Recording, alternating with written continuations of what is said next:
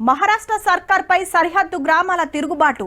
ఆ గ్రామాల విలీనాన్ని తీవ్రంగా వ్యతిరేకిస్తున్న పల్లెలు తాము తెలంగాణలోనే ఉంటామని తెగేసి చెప్తున్నారు. కాదంటే సమరానికి సై అంటున్నారు. మా మీద మహారాష్ట్ర పెత్తనం ఏంటని ప్రశ్నిస్తున్నారు. అసలు అక్కడేం జరుగుతుందో watch the story. Telangana Maharashtra border లో 14 పంచాయతీ నడుస్తుంది. గుండు గుత్తగా మహారాష్ట్రలో కలిపేసుకునే కార్యం చాలా వరకు పబ్లిక్ అంతా పరిశానలో పడ్డారు. చెల్ మేము అటు పోమంటే పోము, తెలంగాణలో ఉంటామని జిజ్జు మీద ఉన్నారు.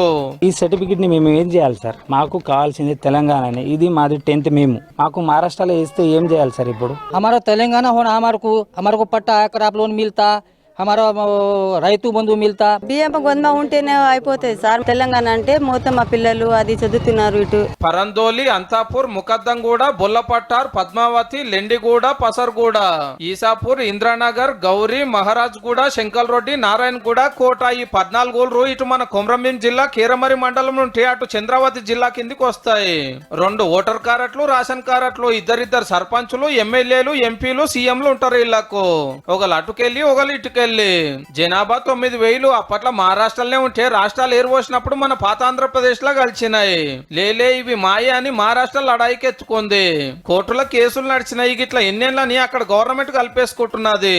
మాకు తెలంగాణనే కావాలి, మహారాష్ట్ర వద్దు. తెలంగాణకి వెళ్ళి మాకు మిషన్ భగీరథ ఉన్నది, కరెంట్ కూడా వస్తది. అయితే కొన్ని ఊళ్ళకి పట్టా భూములు లేవట, ఫారెస్ట్ కిందకి మార్చిరట తెలంగాణ వచ్చినాక. అందుకే గిట్లా అంటున్నారు. 14 వరకు మాకు పానీ నక్కల్ క్రాప్ లోన్ ఇది ఇచ్చినారు తెలంగాణ గవర్నమెంట్.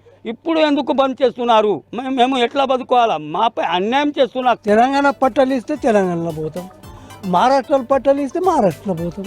మాకు భూమి పట్ట అవసరం. మహారాష్ట్ర ఇస్తే మహారాష్ట్రకి తరపు వెళ్తాం, తెలంగాణ స్టేట్ ఇస్తే తెలంగాణ స్టేట్ పోతాం. కొందరు అట్లా కొందరు ఇట్లా. ఇక మన గవర్నమెంట్ ఏం చేస్తుందో చూడాలి.